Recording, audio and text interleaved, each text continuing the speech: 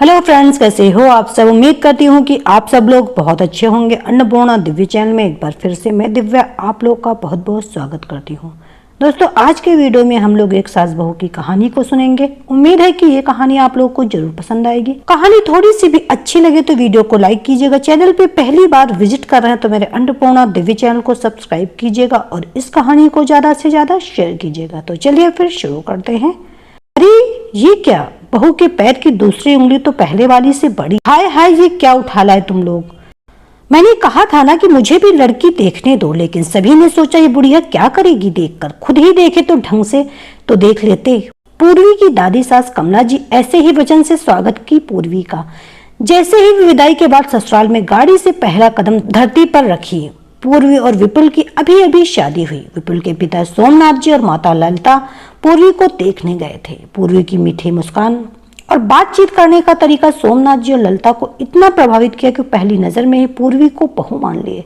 विपुल से पूछा गया। पूर्वी का व्यक्तित्व ही ऐसा था कि पसंद नहीं आने का कोई सवाल ही नहीं था। किसी ने भी पैर पे ध्यान नहीं दिया। वैसे किसी को इस बात से कोई फर्क नहीं पड़ता था सिवाय विपुल की दादी कमला जी के। कमला जी पुराने विचारों वाली थी और शकुन अपशकुन में ज्यादा विश्वास रखने वाली थी।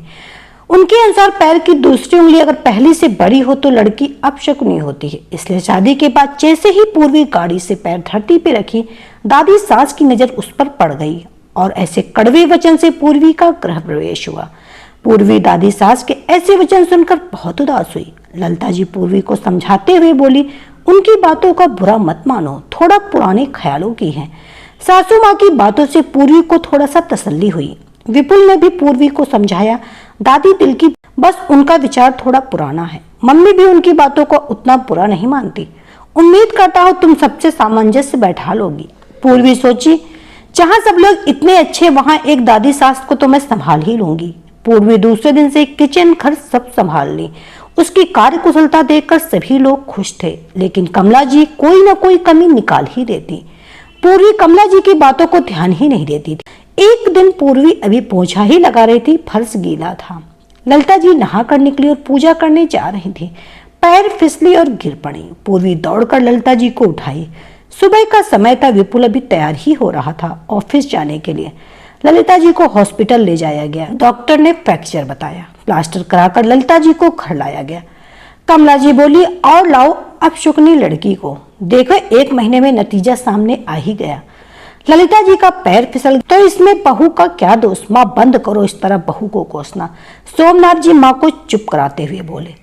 पूर्वी ललिता जी की सेवा में कोई कसर नहीं छोड़ी। घर का काम ललिता जी की सेवा में पूरी परेशान रहती। ऊपर से कमला जी अपनी खुराक तो पूर्वी को दे ही देती थी। पूर्वी का मन कमला जी की बातों से उबने लगा था। दिल में आता कि जवाब दे दे कि मैं जैसी थी अपने घर में जबरदस्ती नहीं आई थी आपके घर, जो हर बात में अपशकुनी होने का ताना सुनूं।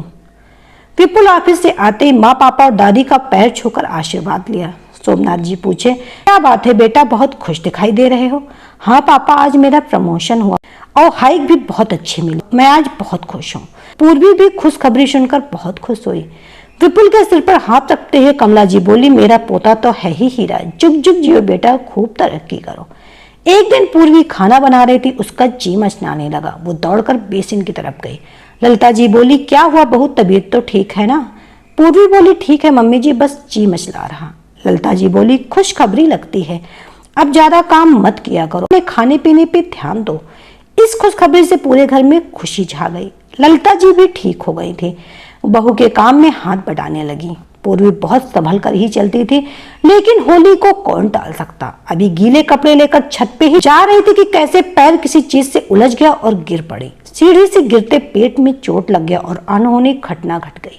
पूर्वी का मिसकैरेज हो गया। सारी खुशियां मातम में बदल गईं। कमला जी अपने पुराने स्टाइल में यह दोष भी पूर्वी के माथे ही मढ़ती।